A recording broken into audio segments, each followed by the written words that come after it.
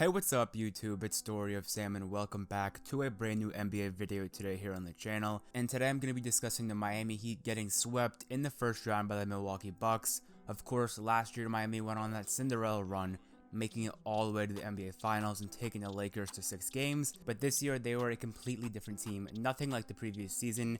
And of course they got swept by the Milwaukee Bucks in the first round. What's next for the Miami Heat? Let's talk about it. If you guys are brand new here, make sure to hit that subscribe button down below. We are on the road to 3,000 subscribers. And of course guys, make sure to drop a like on today's video.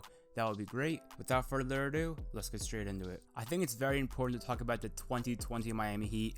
The team that made the NBA Finals, shocked everyone, beat the Bucks in 5 games, and really gave the Lakers a battle. They went 12-3 in the playoffs before going to the NBA Finals.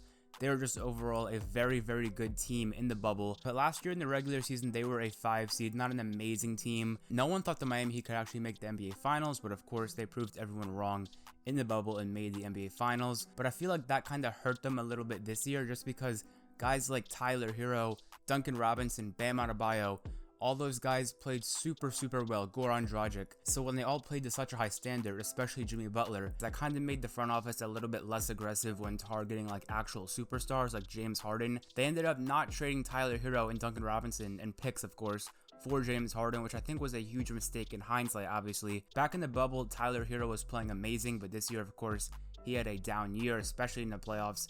Not a good performance at all. Again, Duncan Robinson, not too great, especially Bam Adebayo and Jimmy Butler, their two main guys, did not perform well, getting swept by the Bucks. So I feel like last year's team and all their guys playing to such a high level over what they usually do, like Tyler Herro did really well, better than what he's normally capable of. Goran Dragic was averaging like around 20 points a game in the playoffs. He was playing absolutely amazing. Duncan Robinson was playing great as well, hitting a bunch of 3-pointers. So when all those guys played super well, they kind of just kept the same team and didn't make any major moves. And we also have to talk about Jade Crowder leaving the Miami Heat. He was one of their best players last year during the playoff run. He provided great defense and is also a very streaky 3-point shooter. He ended up going to the Phoenix Suns, so they just lost him and didn't get anything back. And this Miami Heat team, again, they had like 70 days of rest going into the 2021 NBA season. They dealt with a lot of injuries, protocol issues. Bam Adebayo got hurt, Jimmy got hurt. They had plenty of injuries, just really hurt their season a lot. And when they ended up getting to the playoffs, they were the 6th seed, obviously, facing the Milwaukee Bucks in the first round. And Milwaukee was super hungry, obviously, losing to the Heat in 5 games last year. The Heat culture, that didn't really seem to apply this year. Last year, they were a gritty, tough team. They weren't going to bow down to anyone. But this year, their Heat culture just did not seem to be there. I mean, Jimmy Butler played poor. Bam Adebayo could not make a mid-range shot to save his life. I mean, they were just not doing well at all. Tyler Herro playing super inefficiently. Duncan Robinson not playing too well. And overall, when those players that were playing at such a high level last year compared to like their standard, they played a little bit below their standard this year. And that just kind of made them a lot worse. It really showed their lack of talent. And when looking at the Eastern Conference, you have teams like the Nets, the Sixers, the Bucks, of course. All those teams got better in the offseason, of course, and Nets got healthy, got James Harden. The Sixers made a lot of changes to their roster, got a lot more 3-point shooting. Joel Embiid's been playing a lot better. And also, the Milwaukee Bucks got Jrue Holiday. But the Miami Heat didn't actually add anyone that was going to flip the scales as far as championship-wise. And I feel like they're trying to appease both their future and their current team right now, because right now, they're a solid playoff team. Of course, they got swept, but still next year they could win a playoff series. You never know. They are a decent to good team in the Eastern Conference, but also they're setting themselves up for the future by keeping Tyler Herro, keeping Duncan Robinson, and not trading any draft picks. So in my opinion, for the Miami Heat, they have to pick a side. Do they want to focus on their future, keep guys like Tyler Herro, Duncan Robinson, develop Bam Adebayo even more, or do they want to go all in right now, try to win with Jimmy Butler, because Jimmy Butler is like 31 years old. He's not going to be there forever. So peak Jimmy Butler was last season. He is still in his prime right now, but he's not going to be in his prime for that much longer.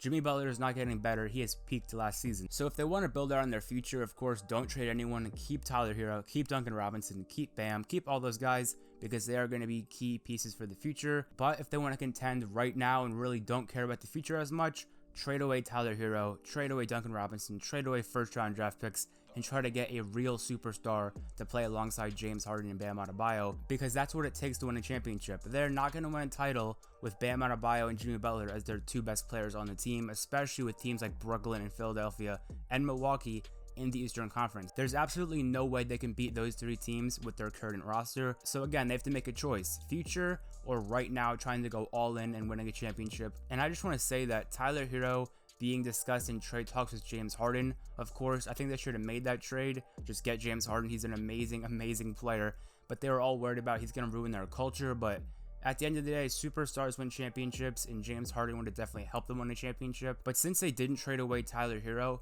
every single time he plays a bad game, everyone's going to say they should have traded him for James Harden. They wouldn't trade him for James Harden. What were they doing? And I feel like that added a lot of pressure to Tyler Herro, just because whenever he plays one bad game, people on Instagram, Twitter, all those social media platforms are going to talk about how they didn't trade him for James Harden.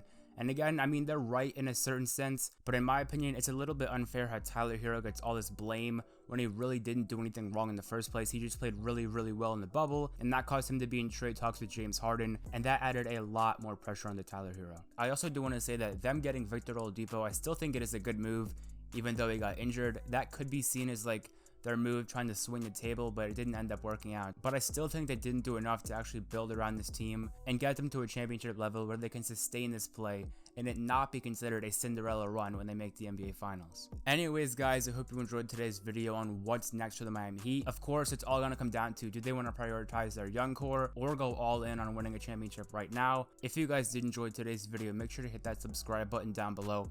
I post NBA videos just like this all the time. And of course, guys, make sure to drop a like on today's video. That would be great. And if you guys do want to watch more of my NBA videos, I'm going to leave an end screen right when this video finishes to 2 of my previous uploads that I think you guys would really enjoy. So have a great rest of your day, guys. It's been Story of Sam, and I'm out. Peace.